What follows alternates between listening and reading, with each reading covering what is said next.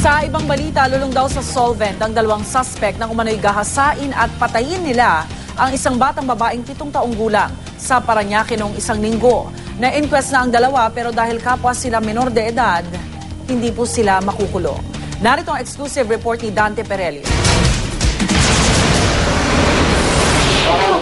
Sumailalim na sa inquest proceedings para sa reklamong rape with murder ang dalawang menor de edad na sospek sa pagpatay sa 7 taong gulang na si Clarissa. Natagpuan ang bata na walang saplot at naaagnas na ang katawan sa creek na ito sa barangay San Dionisio, Parañaque noong nakaraang Lunes. Pag-amin ng mga sospek sa pulis, lulong daw sila sa solvent nang halinhinan umanong ginahasa si Clarissa sa tabing sapa. Pagkatapos, ibinalot daw nila sa t-shirt ang ulo ni Clarissa. Itinulak sa sapa na ang tubig ay hanggang leeg, saka umano tinakpan ng water lily para hindi makita. Nakonsensya po ako sa ginawa namin pong dalawa.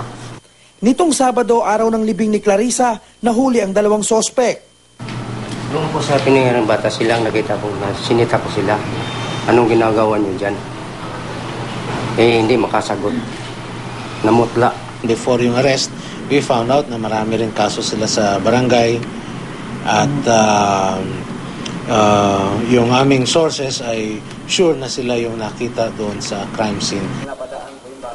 Pareho nang may mga record sa barangay gaya ng pagnanakaw at pang-hold up. Magkasama rin daw sila sa isang gang na kung tawagin nila ay Pinoy Ruthless Mobster. Pero dahil 14 at 17 taong gulang lang ang dalawang sospek, hindi sila makukulong. Doon sa case ng isang bata na 14 years old, under the law, siya ay no criminal, exempted from criminal liability.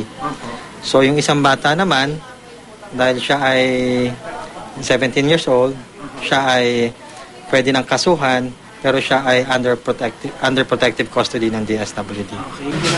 Bahala na po sila kung anong pong nararapat. Basta mahalaga po mabigyan ng katarungan ng bata. Para sa unang balita, Dante Perelio reporting.